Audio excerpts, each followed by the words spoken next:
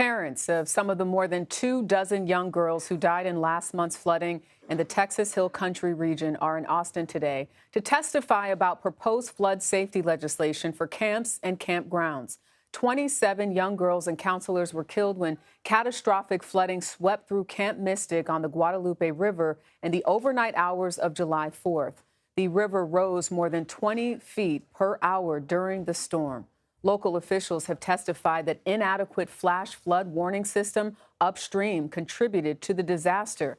Grieving parents at today's hearing are calling for a full investigation into what happened, as well as policy reforms. CBS News correspondent Omar Villafranca joins us now from Austin. Omar, I know you were in there for that emotional testimony today. What did they have to say? What did you hear? Well, it was heartbreaking, really. It was gut-wrenching to hear from panels of parents who went up to talk to lawmakers, and they were there really to talk about their kids and the process of them finding out that their loved ones had passed away. I mean, there were dozens of almost a dozen parents who were up there talking. And one of the key themes that they all had is that there was not really a plan in place, and they believe that is what cost their daughters' lives. Take a listen to what one parent had to say to the committee. My daughter was stolen from us. Seal's life ended not because of an unavoidable act of nature, but because of preventable failure.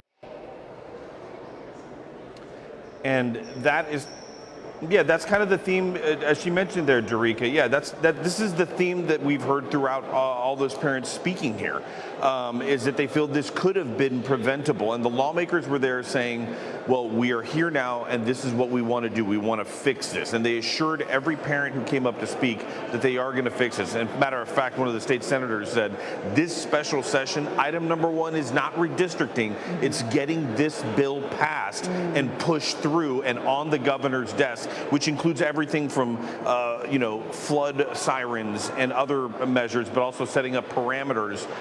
So these camps, because there's over 1,100 camps that are in the state of Texas in the summer, to have some guidelines and rules for emergencies.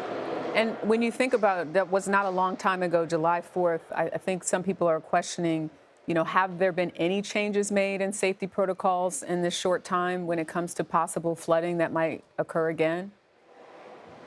Well, when it comes to anything that's on the books for state law, no, which is why this special session is going on right now. They want to get this done and get it signed before the new session for camps, which is usually around May when kids get out of school. But one of the things that I've written down that the parents were all talking about, they want to make sure that no camps are in floodplains, which is what happened with Camp Mystic, that there are evacuation plans, that there's practice and drilling of those evacuation plans, the way you have fire drills at schools or active shooter drills at schools, and also train the workers who were there. So, some of the people who are there are teenagers. There's 18-year-olds, 19-year-olds who are there taking care of these 8 and 9-year-old kids. They want to make sure those people are trained to those and then have it regulated by the state so it's done.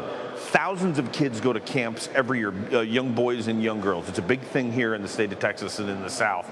And it was eye-opening because a lot of the parents said they trusted the camp, and they shouldn't have, because it cost them a child's life. Yeah, you don't think anything like that's going to happen when you send your children away.